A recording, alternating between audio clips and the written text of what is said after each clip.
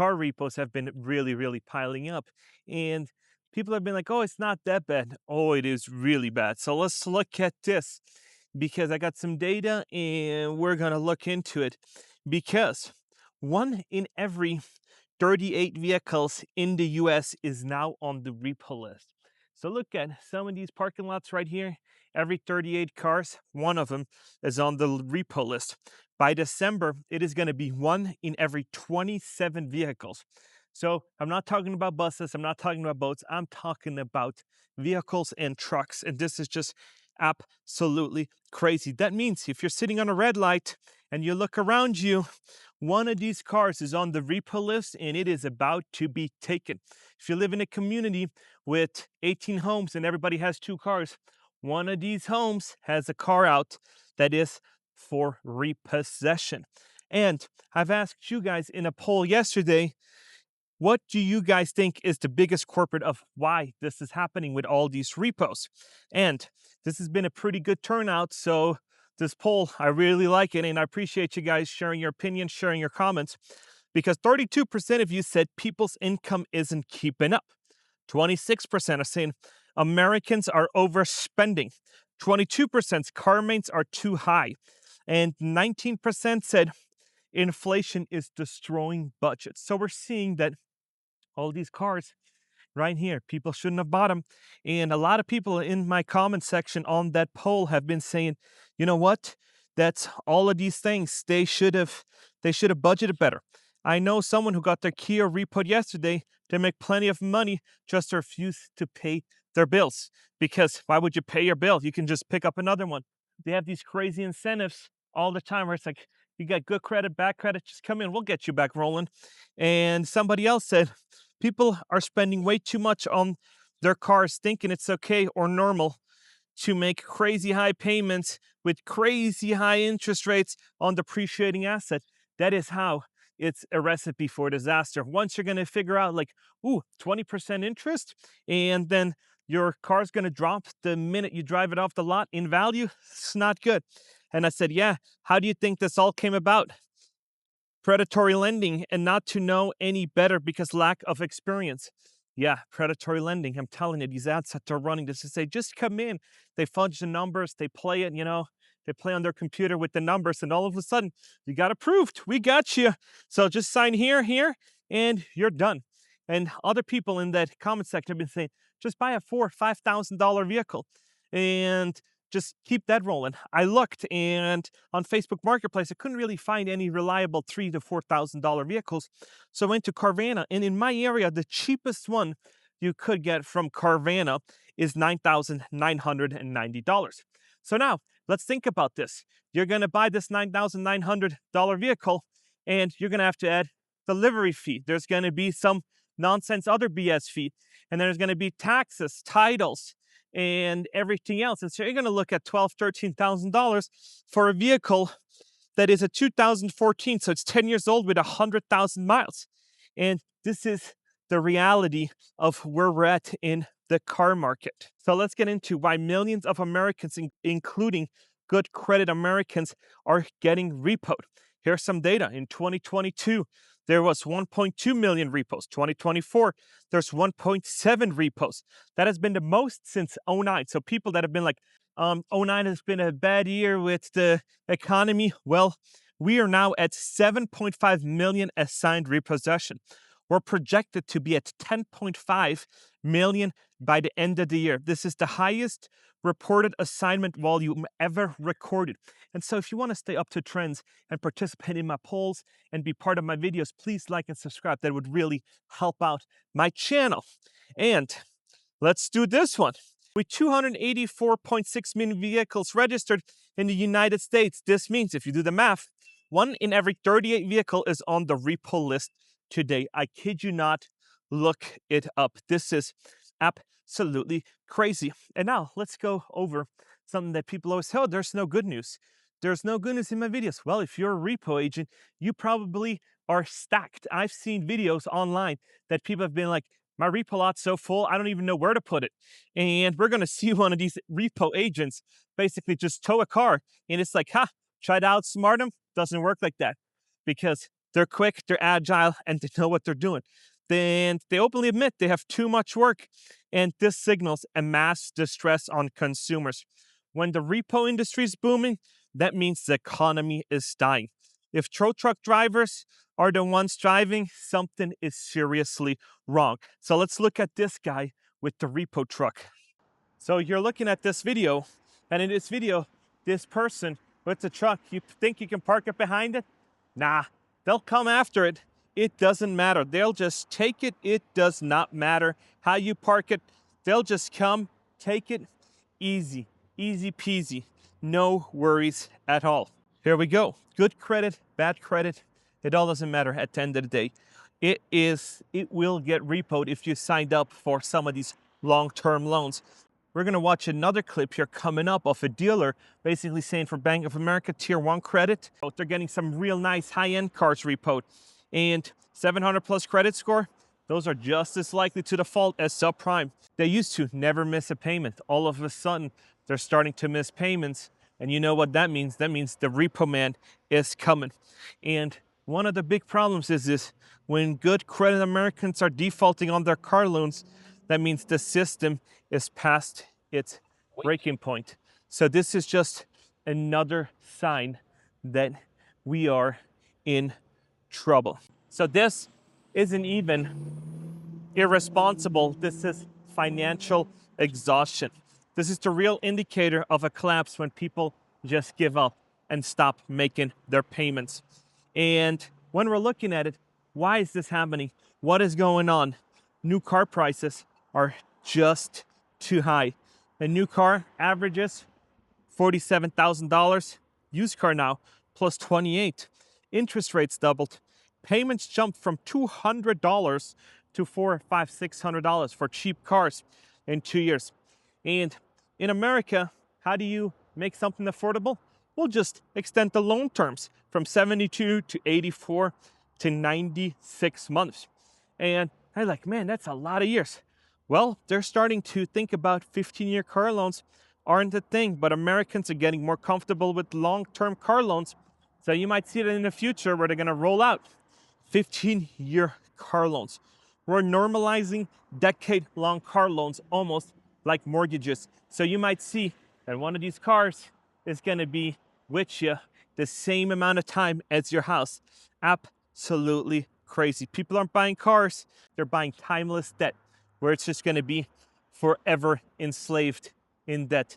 Because if that's an interest rate over 15 years, they make way more money. And so that's what they're talking about. The longer the loan, the deeper the trap. And this is what it is when people are like, I just need to get in the car. They sit in one of these finance office, they black out. Had these videos all before where I can't do it, and I give up, and then you're sitting there in a 3-4 hour just running numbers makes you tired, and you're done. That's why I always tell my viewers, make sure you take some time to step back, look with AI, do some research, and see if this is something that you want to do, that you can afford. We're going to have another clip here showing you in a little bit with this realtor that is like Ryan Serhan or whatever his name is, and he's talking about new mentality now is let's just make more money. But let's watch this clip first and see how the car market is doing, because we're going to watch this one with car repos all over. I've never seen this many repos in my life, right? I come to the auction every week. I'm here. I've always said the car economy is doing good. But now, for the first time, I'm not going to lie to you, I'm in Bank of America's lane. Bank of America is good credit customers. These are franchise dealers who sell these cars. Look at the level of repossession that's sitting here. You got a 2021 Corvette, repossession. Brand new BMW, 2021, repossession. 2022 Silverado, repossession. These are Bank of America repossessions. Look at this. It's got 27,000 miles. It's a brand new Tahoe. Let's look inside. The inside still smells new. It's mint. Mint. In order to qualify for these cars, you got to make six-figure income. These people are getting their cars repossessed. These are people who care about their credit. This is not the Santander. This is not the Westlake Repos. This is Bank of America. This is a 2025 Honda. They gave up. They gave up. It's got 2,000 miles. This is a repossession. They didn't make their first payment. Another Corvette. This is brand new. Look at this Corvette. It's got 6,000 miles. You didn't even get to enjoy it. You just lost it. It's a fucking spaceship. Look, Repo. Repo. Let's look inside. I It's an electric bummer. It's got the butterfly doors. This was a repo. These are high dollar earners. Look at this. The economy is fucked. You ain't never seen one of these. This is dope. Look at this. For the first time, I'm worried about the auto industry. I've been contemplating real hard and long about getting out of it. Business is getting worse. Cars have priced themselves out of the market. So we just saw this video of him basically saying that there's repos all over, real nice cars. And I personally think that this is the normality, not the exception, because people always say that's the exception to the rule. I don't think so. I think that's the norm, that people just can't make their stupid high car payments and something has to give. You buy food, you buy groceries, everything went up. All of a sudden, what are you not going to pay? Let's not pay the let's not pay the car payment because I gotta buy groceries. And the cost, the hidden killer, is oil changes. Back in the day, $40. Now, 100 to 150. Tires, back in the days, $500. You could get some pretty decent tires on a good deal. Now, you can't leave the shop for $900 to $1,200. I got Tesla tires when I still had my Tesla. That was like a few years ago, $1,600. Yep, that's how it goes. Brakes, starting at $250. Now they're $600. Repairs used to be $350. Now they're $500 to $700. Labor is about, for a mechanic, a good one, $135 to $210. Even if you can make the car payment, you can't afford to keep the car. And that's a whole nother thing where it's just so expensive to keep that car that you're like, something's got to give. So I'm just not going to do it. So you're basically, what this all means is you're one flat tire away from the repo man, because when you have a limited budget and you can't make all the payments and you're already stretched in, what are you going to not pay? People are defaulting because of the maintenance becoming unaffordable. Yep, this is how it goes. And now the dominoes. How does this all connected? Mass repos flood the used market. Prices go down. The dealers take losses. As much as they won during COVID, where they charged $10, $20, $30,000 above asking price, now they have to write off these losses. Fewer people get approved. Car defaults fall and spending drops. Recession begins. That is what is happening. And so this is why I always tell people, don't laugh about other people's downfall, because life happens and then you might be next, or it might be me. You never, ever know. The repo truck is the first domino, then everything falls after that. When Americans can't get to work, what else is there? You got to take the bus. If there's no bus, you got to walk. And so that is crazy. When millions lose their cars, everything else starts to break. And this is why it is time for you to wake up and look at, is this sustainable? Wages, flats, cost rising, debt stretches, 8, 10, 15-year car loans. Is this something you really want to get into? Maintenance, unaffordable. Insurance, skyrocketing. What does that all equal to? Repo surges. Repo people are having Christmas this whole year. And they're like, man, during COVID, we were sitting like sitting ducks. Now all of a sudden, we are making the big dollars, and it is our time now. A healthy economy doesn't repossess millions of vehicles. And for these people that are like, we're doing so great, we're doing all that, millions of Americans would not lose their car if this has been so great of an economy. Nope, it just wouldn't happen. But like this clip from the realtor that just says, I'll just make more money. People who live, like, we have clients who, when they have a budget, right? So they have $700,000 that they've saved already for renting that they want to put down on a down payment. And then we have to sit there and talk to them and like, okay, so after the 700 goes into the down payment, because you're going to put 25% down, let's say, what do you have left? Because we have to have reserves to get your loan. You're going to have your monthly payment over and over. What if something happens, anything? And they're like, oh, well, it's fine. I'll just make more money. Like there's this idea that it's fine, I'll make more money, or you can have alternative streams of income. When that trap falls and you can't make more money because the industry's drying up, people are competing for the same amount of money. And what are you going to do? You got to lower your prices. And so what you charged before, you can't do now. More competition makes prices cheaper. And all of a sudden, your idea of, let me just make more money, doesn't work out that much anymore. And it is just crazy. So this is what I tell you. If you're thinking about buying a car, make sure you can really, really comfortably afford it and not come up with this delusion of, oh, I can get this new client, maybe he'll sign tomorrow, and then I can make this car payment the next one and I can pay half the car off. That is future money. Look at today, downloading the iTool. See how much you actually make. Once that is done, you can see, it's just something that I can truly, truly afford. And is this something I truly, truly need? Do I need a Lexus? Do I need a BMW? Or does just a normal Toyota Camry do it? Or do I need to impress people on the side of the road here that I don't even know? Because that's another trap where Americans are just, I need to drive something nice. I deserve it. I heard that along my friends' groups. I deserve it. Comes to find out, the repo man is coming for your car. And for all these people that are always in my comment section screaming at, where's the good stuff? Find a job, repo, collection, credit card collection agencies. Those people are booming. The market goes in cycles. And like I always said, you gotta make sure you put insurance in place. Keep an emergency fund, keep some cash on the side, and so that you and your family have a way out if something happens. But it's 2025. Guess what? Emergency fund, paying your bills on time is controversial. And then all of a sudden, when I say that, people are like, yeah, that's not right. We don't need emergency fund. I have credit cards. I have a $40,000 credit limit that I can rack up. And it's like, man, if you don't have those 40 grand in the bank, it is basically debt.